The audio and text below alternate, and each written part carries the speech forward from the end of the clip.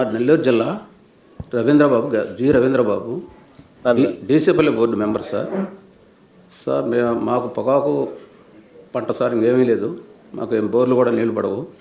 అయినా కానీ డీసీపల్లి బోర్డు పరిధిలో సార్ నిరుడు 4 ఏళ్ళ నుంచి 38-36 రూపాయలు ఉన్న పొగాకుని సార్ 16 రూపాయలు 160 రూపాయలు తెచ్చారు సార్. 380 రూపాయలు పలికిన పొగాకుని ఇప్పుడు 160 రూపాయలు తెచ్చారు సార్.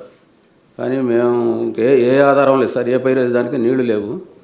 అయినా కానీ పొగాకు ఇప్పుడు అమ్ముకోవాల్సిన పొగాకు మండ్లు పెడితే మండ్లు కూడా కలర్ మారిపోయి మరీ ఇంకా అధ్వానంగా పొగాకు రంగు మారిపోయింది సార్. మాకు పెట్టేదానికి ఇది లేక షెడ్లో పెడితే మండ్లు అట్నే కలర్ ఎర్రంగా పోయింది సార్. అయినా కానీ మాకు గిట్టుబాటు ధర అనేది లేదు సార్, రోజు దిగజారిపోతుంది. 160 రూపాయలు 160 రూపాయలు సార్ కొంటున్నారు. ఇప్పుడు 25 ఏడనో ఒకటి 10% 25 వేస్తే మిగతా 90% 2000 లోపు 1600 2000 మధ్యలో అట్లా పలుకుతుంది సార్. 1600 నుంచి 2000 లోపే మిగతాదంతా అంత పలుకుతుంది సార్. ఒక 25% మాత్రము 10% పలుకుతుంది సార్. ఏడనో ఒక చెక్కు 25 రూపాయలు 2250 వేస్తున్నాడు సార్. ఎంత పర్సెంట్? 10% అంతే సార్. 250 రూపాయలు అంటే ఏడనో ఒక లైన్కి ఒక బేలు వేస్తాడు సార్, అంతే.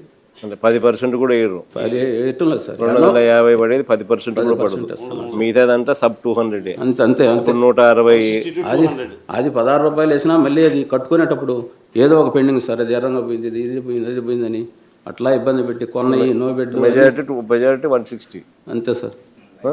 లైట్స్ వెళ్ళిపోగా డీసీపల్లి లైట్స్ వెళ్ళిపోగా సార్. అట్లా జరుగుతుంది సార్ మాకు కూడాను. అని ఇప్పుడు మేము కూడా మాకు పెట్టుకునే వాతావరణం లేక పొగాకే చెడిపోతాం సార్, చెడిపోతుంది. ఎకరాకి 150,000 పెట్టుబడి పెట్టాలి సార్ మేము.